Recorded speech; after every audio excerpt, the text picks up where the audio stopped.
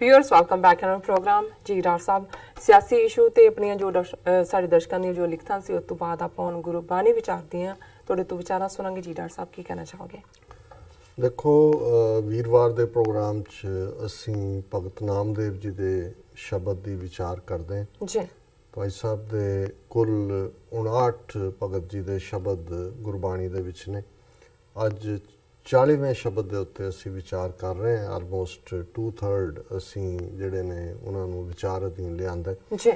और मैं बहुत बार देखते हैं कि जदों असी भगत बाणी और उन्होंने दे जिहड़े अनुभव ने भगतां दे, क्योंकि भगतां ने अपना सफ़र बहुत सारिਆਂ ने उस बेशक बुत परस्ती का दौर दौरा सी उस तो ही शुरू किया होएगा जिस किस्म का माहौल और बहुत सारे भगत जन जिन्हां दी बाणी गुरु ग्रंथ साहिब च है, इन्हां दा संबंध भी समाज दे उस वर्ग नाल है जिसनूं ब्राह्मणवाद ने दलित बनाया सी, शूदर बनाया सी। उन्हां दे कोल मंदिरां च जाण दा, पूजा अर्चा दा कोई हक नहीं सी। और इस वर्ग नाल भावें कबीर साहब ने जिन्हां दा संबंध जुलाया परिवार नाल है, कपड़ा उन्न वालियां नाल, इसे तरह भगत नामदेव जी उन्हां दा जिन्हां कपड़े रंगण वाले, जिन्हां छींबे कहा जाता है, कपड़े सीन वाले, उस वर्ग दे नाल संबंध सी। भगत रविदास जी दा जुत्तियां बनाउण वाले, जिन्हां दे लई चम्यार लफज इस्तेमाल किया जाता है, भगत जी ने खुद भी किया,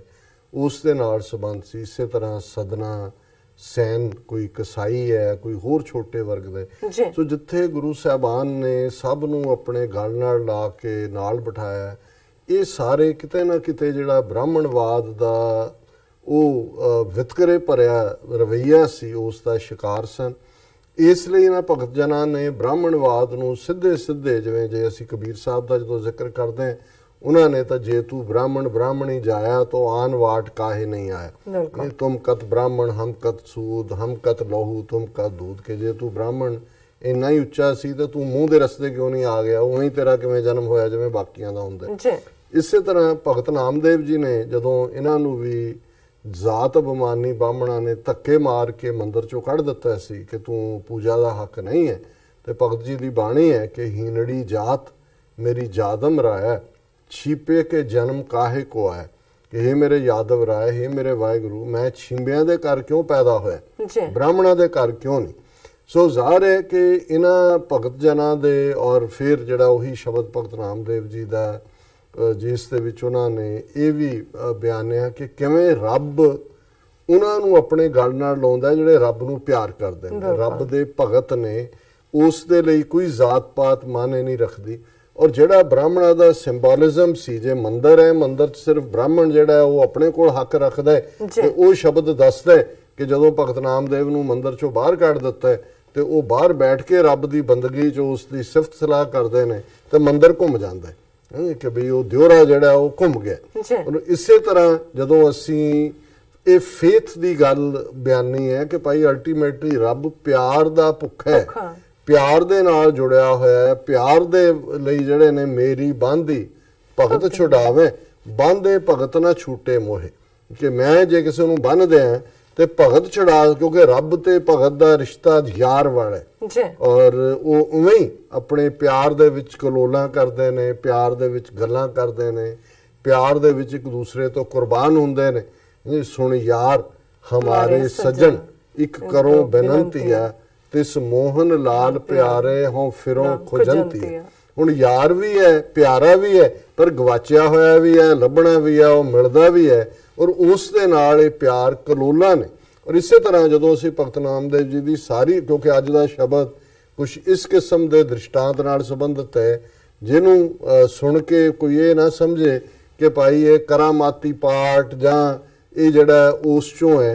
ये जदों तुसीं कुल परसपैक्टिव च देखदे हो, भगत नामदेव जी का ये शब्द है कि मन मेरो गज जेबा मेरी काती, मप मप काटो जम की फांसी, कि ये जिहड़ा है मन मेरा वो गज है, जीभ मेरी कैंची है, और मैं उस रब नूं याद कर करके मौत दी डर दी फाही नूं कट रहे। फिर जे ये है कि सुईने की सुई रुपए का धागा, नामे का चित हरस्यों लागा। सुई ना सोने दी मेरी सुई है, रुपा चांदी नूं कहंदे ने ਕਿ ਰੁਪਈਏ ਦਾ ਧਾਗਾ ਹੈ। ਹੁਣ ਨਾ ਤਾਂ ਭਗਤ ਨਾਮਦੇਵ ਜੀ ਕੋਲ ਸੋਨੇ ਦੀ ਸੂਈ ਸੀ ਤੇ ਨਾ ਹੀ ਕੋਈ ਚਾਂਦੀ ਦਾ ਜਿਹੜਾ ਧਾਗਾ ਸੀ ਜਿਹੜਾ ਸੋਨੇ, ਪਰ ਇਹ ਮੈਟਾਫਰ ਨੇ, ਅਲੰਕਾਰ ਨੇ ਕਿ ਭਾਈ ਜਦੋਂ ਤੁਸੀਂ ਈਵਨ ਨਾਮਾ ਕਹੇ ਤਲੋਚਨਾ ਮੁਖ ਤੇ ਨਾਮ ਸੰਭਾਲ ਹਾਥ ਪਾਉ ਕਰ ਕਾਮ ਸਭ ਚੀਤ ਨਿਰੰਜਨ ਨਾਲ। ਹੁਣ ਇਹ ਤਰਲੋਚਨ ਵੀ ਭਗਤ ਨੇ ਜਿਨ੍ਹਾਂ ਦੀ ਬਾਣੀ ਹੈ। ਹੁਣ ਨਾਮਦੇਵ ਉਹਨਾਂ ਨੂੰ ਕਹਿ ਰਹੇ ਨੇ ਕਿ ਭਾਈ ਉਹ ਪੁੱਛਦੇ ਨੇ ਵੀ ਕਿਵੇਂ ਕਿਰਤ ਵੀ ਕਰਨੀ ਹੈ। ਨਾਮਾ ਕਹੇ ਤਲੋਚਨਾ ਮੁਖ ਤੇ ਨਾਮ ਸੰਭਾਲ, ਕਿ ਤੇਰੀ ਰਸਨਾ ਦੇ ਉੱਤੇ ਰੱਬ ਦਾ ਨਾਂ ਹੋਣਾ ਚਾਹੀਦਾ। ਹਾਥ ਪਾਉ ਕਰ ਕਾਮ ਸਭ, ਹੱਥਾਂ ਪੈਰਾਂ ਨਾਲ ਕਿਰਤ ਕਰ, ਚੀਤ ਨਿਰੰਜਨ ਨਾਲ, ਤੇਰਾ ਮਨ ਰੱਬ ਨਾਲ ਜੁੜਿਆ ਹੋਏ। ਸੋ ਇਹ ਅੱਜ ਦਾ ਸ਼ਬਦ ਹੈ ਭਗਤ ਜੀ ਦਾ, ਜਿਹਦਾ ਰਹਾਉ ਦੀ ਤੁਕ ਹੈ। दूध पियो गोबिंदे राय, दूध पियो मेरो मन पति आए, नाही ਤਾਂ ਘਰ ਕੋ ਬਾਪ ਰਿਸਾਏ ਰਹਾਓ। ਇਹ ਇਹਦਾ ਅਲੰਕਾਰ ਜਾਂ ਇਹ ਹੈ ਕਿ ਉਹ ਦੁੱਧ ਦਾ ਕਟੋਰਾ ਲੈ ਕੇ ਜਿਵੇਂ ਉਸ ਦੀ ਰੱਬ ਦੀ ਬਣਾਈ ਮੂਰਤੀ ਅੱਗੇ ਬੈਠ ਜਾਂਦੇ ਨੇ ਤੇ ਉਹਨੂੰ ਕਹਿੰਦੇ ਨੇ ਕਿ ਦੇਖ हे ਮੇਰੇ ਪਿਆਰੇ, ਇਹਨੂੰ ਪੀ। ਜੇ ਤੂੰ ਨਹੀਂ ਪੀਏਗਾ ਤੇ ਘਰ ਦਾ ਮਾਲਕ ਯਾਨੀ ਕਿ ਮੇਰੀ ਰੂਹ, ਮੇਰਾ ਮਨ ਤੇਰੇ ਤੋਂ ਜਿਹੜਾ ਹੈ ਉਹ ਉਦਾਸ ਹੋ ਜਾਏਗਾ, ਰੁੱਸ ਜਾਏਗਾ ਔਰ ਮੇਰਾ ਮਨ ਖੁਸ਼ ਨਹੀਂ ਹੋਏਗਾ। ਔਰ ਇਹ ਭੈਰੋਂ ਰਾਗ ਦਾ ਹੀ ਸ਼ਬਦ ਹੈ ਔਰ ਇਸ ਦੇ ਵਿੱਚ ਹੈ दूध कटोरे गड़वे पानी, कपल गाए नामै दोहियानी, ਕਿ ਜਿਹੜਾ ਉਹਨਾਂ ਨੇ ਗੜਵੇ ਦੇ ਵਿੱਚ ਪਾਣੀ ਲਿਆ। ਹੁਣ ਜਦੋਂ ਤੁਸੀਂ ਗਾਂ ਨੂੰ ਚੋਂਦੇ ਹੋ ਤਾਂ ਗੜਵੇ 'ਚ ਪਾਣੀ ਹੁੰਦਾ, ਪਹਿਲਾਂ ਤੁਸੀਂ ਉਹਦੇ ਥਣਾ ਨੂੰ ਜਿਹੜਾ ਪਾਣੀ ਦੇ ਨਾਲ ਸਾਫ਼ ਕਰਦੇ ਹੋ ਚੋਣ ਤੋਂ ਪਹਿਲਾਂ। ਤੇ ਜਿਹੜਾ ਇੱਕ ਕਟੋਰਾ ਤੇ ਉਹ ਕਹਿੰਦੇ ਨੇ ਕਿ ਭਾਈ ਕਪਲਾ ਗਾਂ ਕਹਿੰਦੇ ਨੇ ਗੋਰੀ ਗਾਂ ਨੂੰ, ਸੋਹਣੀ ਗਾਂ। ਔਰ ਇਹ ਬਾਹਮਣਾ ਨੇ ਜਿਹੜੀ ਦਾਨ ਦੇਣ ਲਈ ਗਾਂ ਕਹੀ ਹੁੰਦੀ ਉਹਨੂੰ ਕਹਿੰਦੇ ਨੇ ਕਪਲਾ ਗਾਂ ਦਾ ਦਾਨ ਕਰੋ, ਗੋਰੇ ਰੰਗ ਨੂੰ ਕਪਲਾ। ਕਿ ਭਾਈ ਭਗਤ ਜੀ ਜਿਹੜੇ ਨੇ ਗੜਵੇ ਦੇ ਵਿੱਚ ਪਾਣੀ ਲੈ ਕੇ ਜਿਹੜਾ ਉਹ ਉਸ ਗੋਰੀ ਗਾਂ ਨੂੰ ਉਹਨਾਂ ਨੇ ਦੋਹੇ ਆਨੀ ਔਰ ਦੁੱਧ ਜਿਹੜਾ ਕਟੋਰੇ 'ਚ ਭਰ ਲਿਆ ਤੇ ਉਹ ਲੈ ਕੇ ਹੁਣ ਉਸ ਮੂਰਤੀ ਦੇ ਅੱਗੇ ਰੱਖਿਆ। दूध पियो गोबिंद राय, दूध पियो मेरो मन पति आए, नाही ਤਾਂ ਘਰ ਕੋ ਬਾਪ ਰਿਸਾਏ ਰਹਾਓ। सोयन कटोरी अमृत भरी, ਲੈ ਨਾਮੇ ਹਰ ਆਗਿਆ ਧਰੀ, ਏਕ ਭਗਤ ਮੇਰੇ ਹਿਰਦੇ ਬਸੈ, ਨਾਮੈ ਦੇਖ ਨਾਰਾਇਣ ਹਸੈ। ਕਿ ਭਾਈ ਸੋਨੇ ਦੀ ਕਟੋਰੀ ਉਹੀ ਹੈ, ਸੋਨੇ ਕੀ ਸੂਈ ਰੁਪਏ ਉਸੇ, ਕਿ ਸੋਨੇ ਦੀ ਕਟੋਰੀ 'ਚ ਜਿਹੜੀ ਅੰਮ੍ਰਿਤ ਰੂਪ ਦੇ ਵਿੱਚ ਭਰੀ ਹੋਈ ਹੈ ਦੁੱਧ ਨਾਲ, ਉਸ ਰੱਬ ਦੇ ਅੱਗੇ ਰੱਖੀ। ਤੇ ਰੱਬ ਕਹਿੰਦਾ ਹੈ ਕਿ ਵੀ ਇੱਕ ਭਗਤ ਮੇਰਾ ਹਿਰਦਾ ਵਸਿਆ, ਉਹ ਨਾਮਿਆ ਤੇਰੇ ਤਾਂ ਦਿਲ ਦੇ ਵਿੱਚ ਰੱਬ ਵਸਦਾ ਤੇ ਨਾਮੇ ਦੇਖ ਨਾਰਾਇਣ ਹੱਸਿਆ। ਕਿ ਤੂੰ ਹੁਣੇ ਝੇਡਾਂ ਕਰਦਾ ਨਾ ਜਿਵੇਂ ਦੁਆਪੇ 'ਚ ਕਹਿੰਦੇ ਨੇ ਕਿ ਵੀ ਤੈਨੂੰ ਤੇਰੇ 'ਚ ਤਾਂ ਮੈਂ ਵਸਦਾ, ਮੇਰੇ 'ਚ ਤੂੰ ਵਸਦਾ। दूध ਪਿਆਏ ਭਗਤ ਕਰ ਗਏ, ਨਾਮੇ ਹਰ ਕਾ ਦਰਸ਼ਨ ਪੈ। ਹੁਣ ਇਹ ਘਰ ਗਿਆ, ਸਹਿਜ ਦੇ ਘਰ 'ਚ ਆ ਜਾਣਾ ਕਿ ਉਹ ਦੁੱਧ ਰੱਬ ਨੇ ਪੀ ਲਿਆ।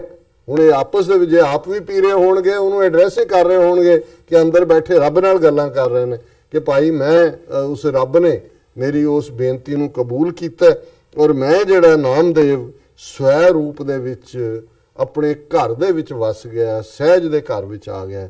ਇਹ ਅੱਜ ਦਾ ਵਿਚਾਰ ਜੀ। ਡਾਕਟਰ ਸਾਹਿਬ ਤੁਹਾਡਾ ਬਹੁਤ ਬਹੁਤ ਸ਼ੁਕਰੀਆ, ਤੁਸੀਂ ਅੱਜ ਦੇ ਅਹਿਮ ਇਸ਼ੂ ਤੇ ਅੱਜ ਦਾ ਵਿਚਾਰ ਸਾਡੇ ਦਰਸ਼ਕਾਂ ਨਾਲ ਸਾਂਝਾ ਕੀਤਾ। ਇਸ ਨਾਲ ਆਪਣੇ ਵਿਊਅਰਸ ਕੋਲ ਨੇ ਇਜਾਜ਼ਤ। ਵਿਊਅਰਸ ਤੁਹਾਡਾ ਬਹੁਤ ਬਹੁਤ ਸ਼ੁਕਰੀਆ, ਤੁਸੀਂ ਆਪਣੇ ਕੀਮਤੀ ਸਮੇਂ ਵਿੱਚ ਸਮਾਂ ਕੱਢ ਕੇ ਸਾਨੂੰ ਆਪਣੇ ਰਾਏ ਤੇ ਸੁਝਾਅ ਭੇਜੇ ਨੇ। ਤਾਂ ਭੇਜਦੇ ਰਹਿਣਾ ਇਸੇ ਤਰ੍ਹਾਂ ਸਾਡੇ ਇਸ ਆਈਡੀ ਤੇ sos@tvreport.tv ਤੇ ਅਸੀਂ ਆਪਣਾ ਪ੍ਰੋਗਰਾਮ ਲੈ ਕੇ ਫਿਰ ਦੁਬਾਰਾ ਹਾਜ਼ਰ ਹੋਵਾਂਗੇ। ਤਦ ਤੱਕ ਲਈ ਮੈਨੂੰ ਤੇ ਆਪਣਾ ਸੁਣਾ ਗਿਆ ਦਿਓ। ਦੇਖਦੇ ਰਹੋ ਟੀਵੀ ਰਿਪੋਰਟ। ਬੁਲਾ ਦਿਓ ਫਤਿਹ। ਵਾਹਿਗੁਰੂ ਜੀ ਕਾ ਖਾਲਸਾ, ਵਾਹਿਗੁਰੂ ਜੀ ਕੀ ਫਤਿਹ।